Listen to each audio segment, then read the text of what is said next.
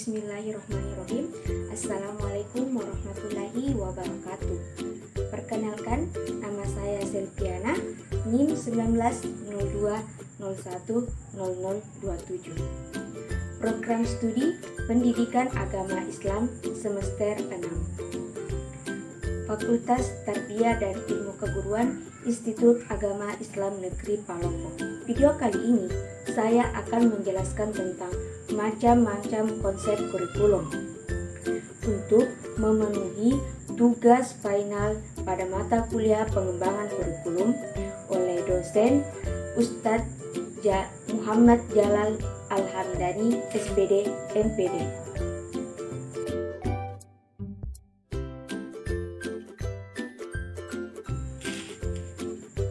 Yang pertama, kurikulum subjek akademis. Kurikulum ini berpusat pada pengetahuan yang dirancang berdasarkan struktur disiplin ilmu. Penekanannya diarahkan untuk mengembangkan intelektual siswa dengan pengetahuan sebanyak-banyaknya. Model kurikulum ini menunjukkan isi atau materi pengajaran dalam pendidikan. Tujuan konsep ini ialah melatih siswa untuk menggunakan ide-ide dan proses penelitian dengan menjadikan para siswa berpengetahuan di dalam berbagai disiplin ilmu. Para siswa diharapkan memiliki konsep-konsep dan cara-cara yang dapat terus dikembangkan dalam masyarakat yang lebih luas. Adapun ciri-ciri kurikulum subjek akademis ini, yang pertama, tujuan dari kurikulum subjek akademis adalah pemberian pengetahuan yang solid serta melatih para siswa menggunakan ide-ide dan proses penelitian. Yang kedua, metode. Yang paling banyak digunakan dalam kurikulum ini adalah metode ekspositori dan inquiry. Yang ketiga, isi organisasi atau materi pelajaran. Yaitu yang pertama, kores kurikulum adalah pola organisasi materi atau konsep yang dipelajari dalam suatu pelajaran dikorelasikan dengan pelajaran lain.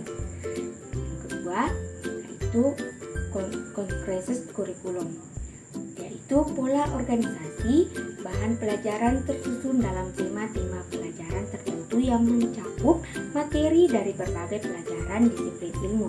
Dan yang terakhir, interaktif kurikulum.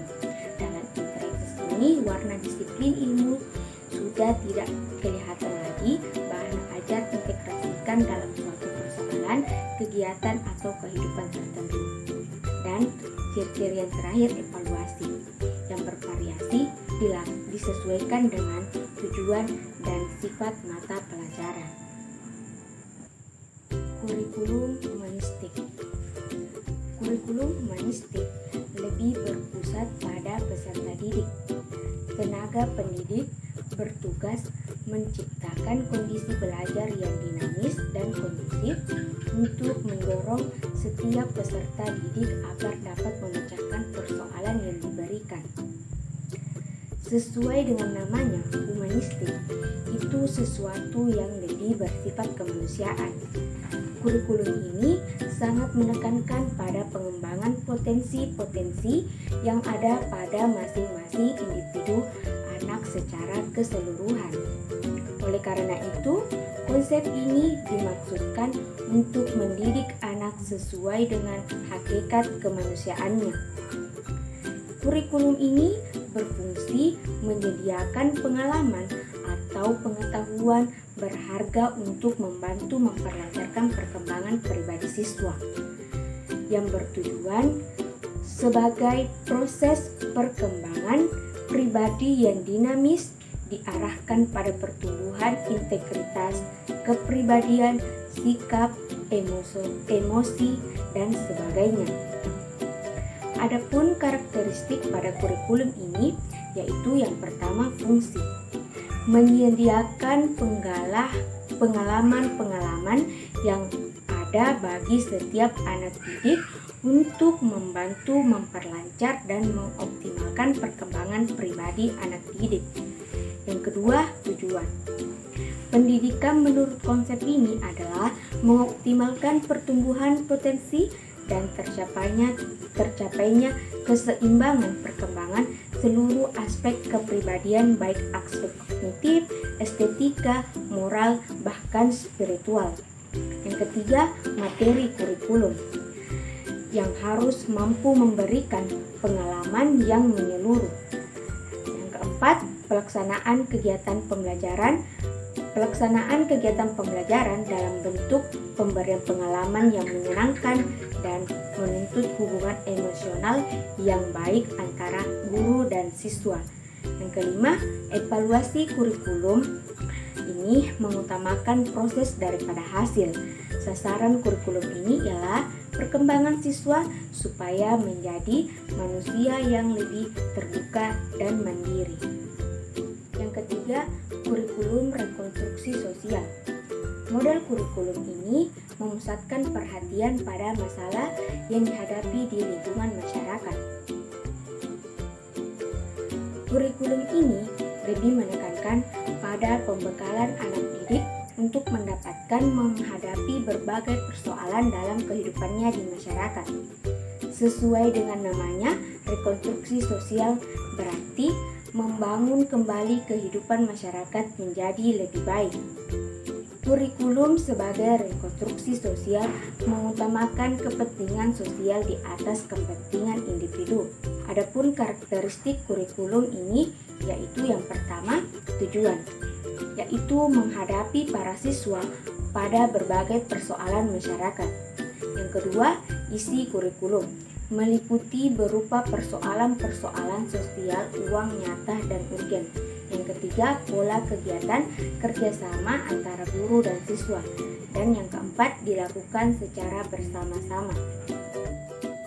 Dan yang terakhir, kurikulum teknologi. Kurikulum ini lebih menonjolkan aspek pemanfaatan teknologi dalam pembelajarannya dengan dua bentuk penggunaan teknologi, yaitu software dan hardware.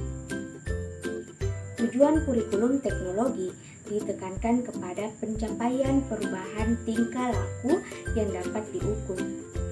Teknologi dalam perspektif kurikulum difokuskan kepada efektivitas program, metode, dan bahan-bahan yang dianggap dapat mencapai tujuan.